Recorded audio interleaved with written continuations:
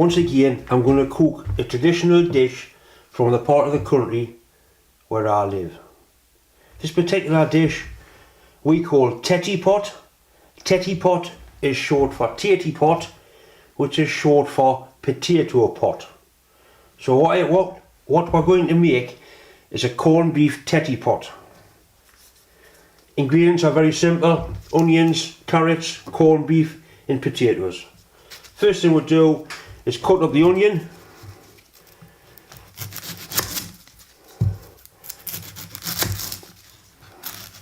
Once again, I'm wearing gloves because I've been at work all day. I do wear gloves at work, but my hands are often not the cleanest. Plus I've got one or two little nicks and wounds, and I don't like onion juice in my little cuts and wounds because it hurts. Right, we'll peel the onion. Just get rid of that.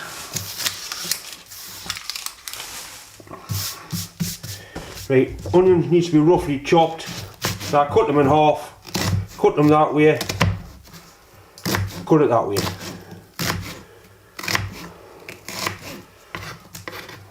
Once again,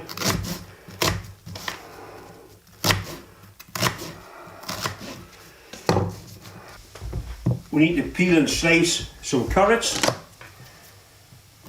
Anybody that watches AVA's channel, if you watched them last week, he used his lathe to peel some potatoes.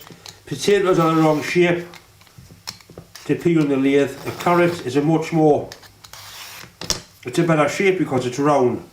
One good thing with a carrot is it's already got the centre marked for you. So we simply insert it on the mandrel. Look, it's burst the bastard open. We may have to drill the carrot first to allow it to fit onto the mandrel. I've got some long series drills here. This drill's actually 15 thou smaller than the mandrel, so it should make a decent interference fit. Just drilling this by eye because I can eyeball within and get things pretty close by eye.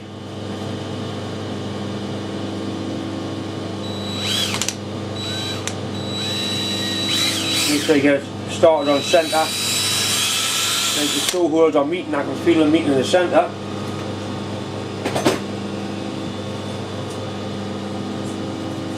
Carrot's a nice fit on there. With the mandrel sticking out so far, what I can use, I've got a centre that's different to an ordinary centre. Instead of having a point on, it's concave. Concave like that, so it will locate quite nicely onto the end of the mandrel and stop it from flexing.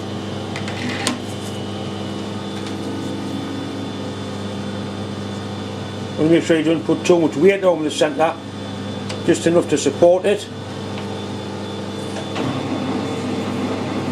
And that's running fairly true. I'm not quite sure what sort of speed you use to machine a carrot. I think it needs to be faster than that.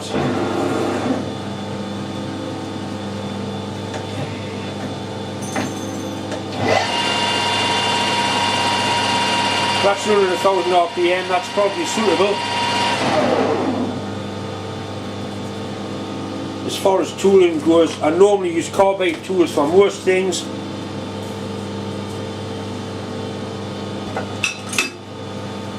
This is my favourite tool, like a right hand knife tool.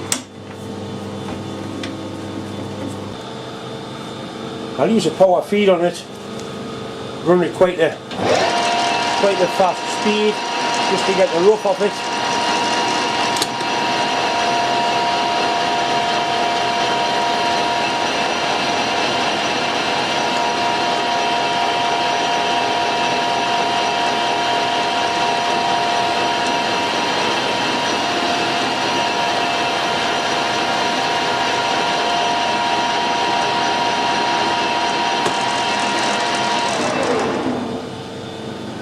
That's putting quite a decent finish on. Try a slightly deeper cut.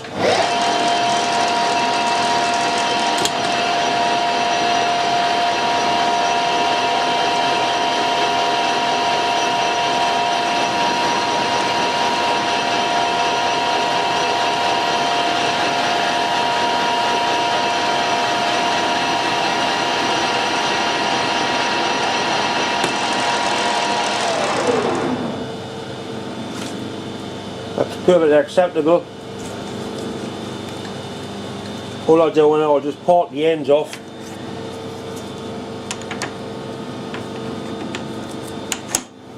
As far as lubricant goes, carrots are basically self-lubricating, so you don't need to worry much about cutting fluid.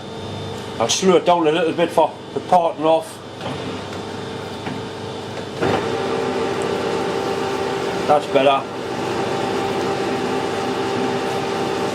Just feed this in by hand.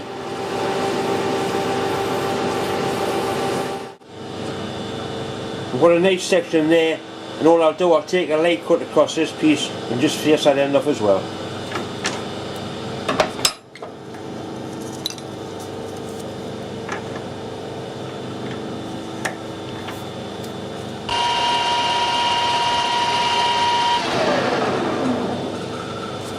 Just part that end off.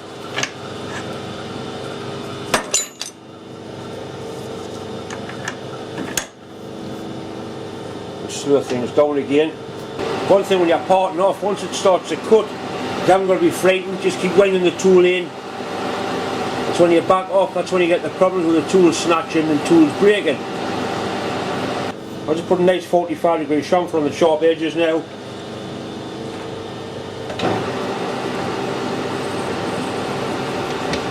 So nobody gets their fingers cut.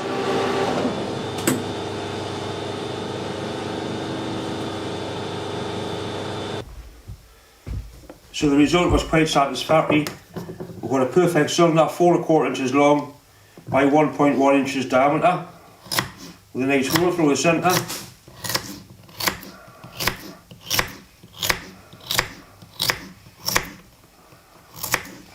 And a smaller one, which is just under 3/4 inch diameter, on 19mm for the metric lads.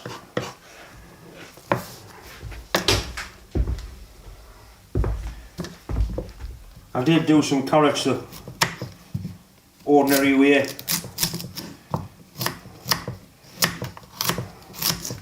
So again, these are roughly chopped up. I just use a conventional. Quite a nice tool, that. Very well designed, it works well. I find if I try and use an ordinary knife, I end up with a waste half a potato and I take too much off with the skin. Easiest way to cut a potato up is to put a flat on the bottom, and you can, a bit like making chips.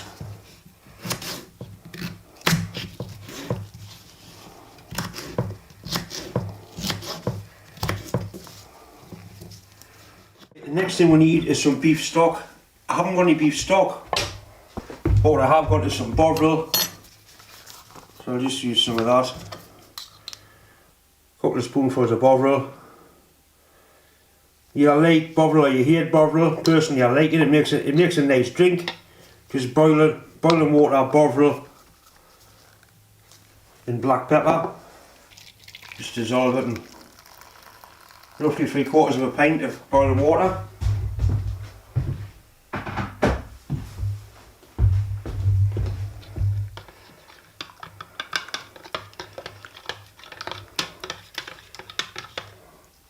Right, that's our beef stock. It's not what beef stock, it's ordinary beef stock. Our beef stock. A decent knob of butter into a big frying pan. 2 tablespoonfuls of olive oil, virgin olive oil, good stuff. A teaspoonful of salt, not that much. And a teaspoonful of ordinary plain white sugar.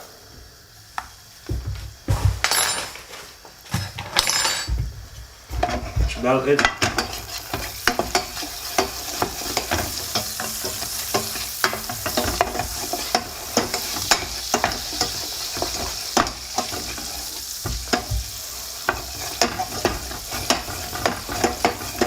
make sure you don't burn the butter. Right into there, I'll roughly chopped onions. They're cooked off for approximately 10 minutes until they start to caramelise. These are coming on nicely now, they're starting to soften. Starting to change colour slightly. Lovely smell of the butter. Okay, they're nicely cooked off now and caramelised. We'll turn the heat off. Into that we add 1 tablespoonful of plain flour. Stir that in. And the heat's turned off now.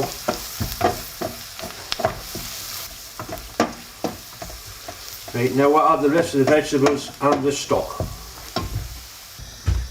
All the vegetables.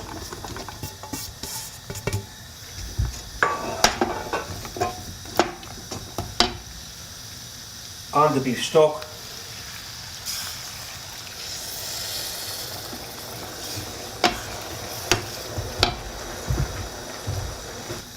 There's one extra ingredient to go in here, and that's what we call brown sauce. I'll show you what brown sauce is now. In the part of the world where I come from, there's basically 2 types of sauce. We've got brown sauce and reed sauce. Reed sauce is made from tomatoes, and brown sauce is made from brown things, I suppose.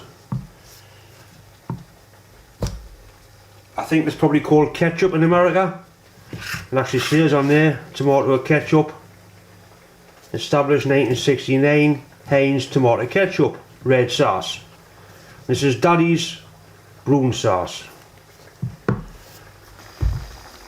So into the mix we'll put 1 tablespoonful of brown sauce.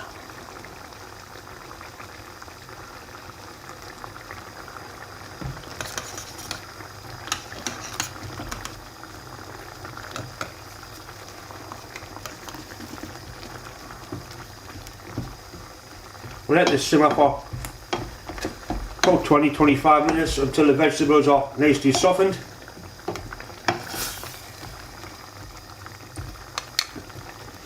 While this is simmering, we'll prepare the potatoes, or the tetties.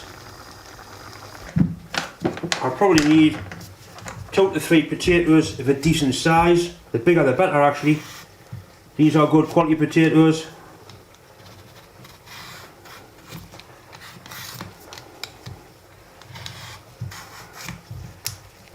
This is a splendid device, this.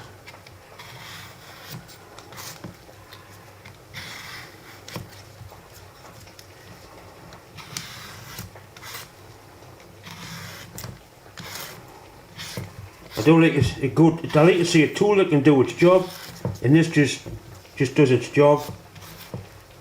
It's probably taken maybe a 40th shaving off at each cut. When you get a stubborn bit, you can just do that. These need to be cut into nice thin slices. Slices probably 3/16 of an inch thick, no thicker than 1/4. Sort of between 3 and 6 millimeters. Like thick crisps. Do some that way, we can do some this way as well. This is the meat part of the dish. Pure and simple corned beef. If you put the corned beef in the fridge for a couple of hours before you use it, it makes it cut much easier. Corned beef's had the same type of fastener on for as long as I can remember. It always works, but one thing it does do is leave a real nasty sharp edge on the tin. That's really sharp there, so you need to be very careful. Out of the tin. It's clever the way it's done. The tin's actually tapered so it comes out. It's a bit like a pattern when you're casting. You put draft on a pattern so it comes out of the moulding sand. So your corned beef's got draft on. If I was going to cast that, that would be how much draft I would probably put on the pattern. I just thought you might like to know that. And yeah, we'll slice this up into roughly 1/2 inch thick slices. You can do a lot with a tin of corned beef. There's various meals you can make with it, as well as making nice sandwiches. Right, so I've got 1 tin of corned beef chopped up like that. The vegetables have been simmering away for roughly half an hour now. They're cooked and nice and soft. And all the vegetables are now transferred into an oven-proof glass dish or a metal dish. This is a Pyrex dish. You know, if Dave watches this, I haven't burnt the pan.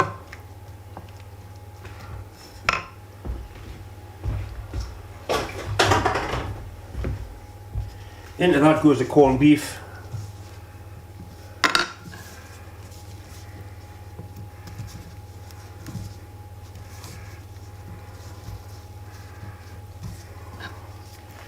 A little bit stir up.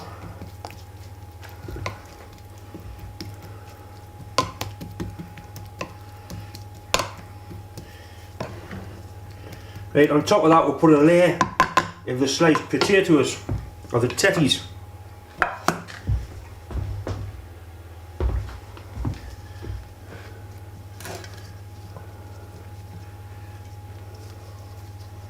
We'll overlap them.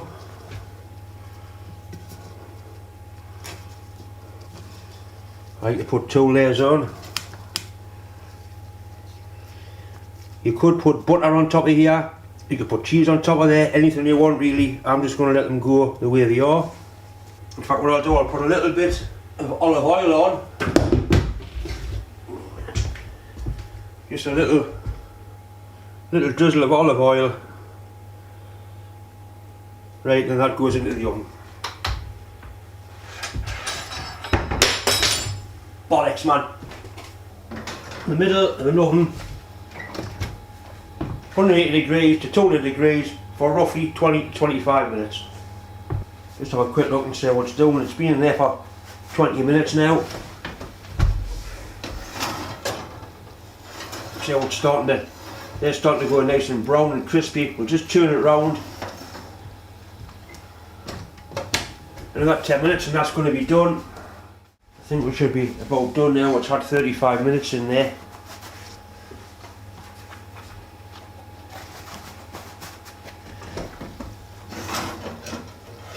Yeah, that looks lovely.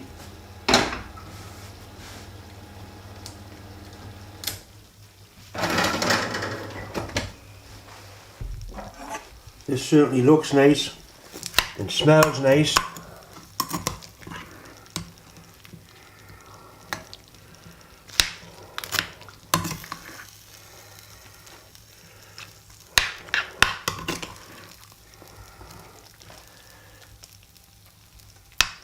It could be garnished with a small amount of parsley, but I haven't got any, so it's just going to be eaten the way it is. Once again, I'd just like to say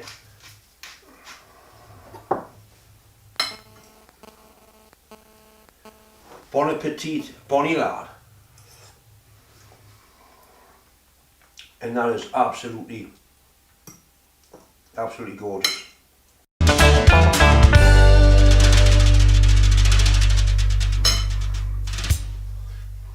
I like the crunchy, like the black bits, the crunchy bits the best.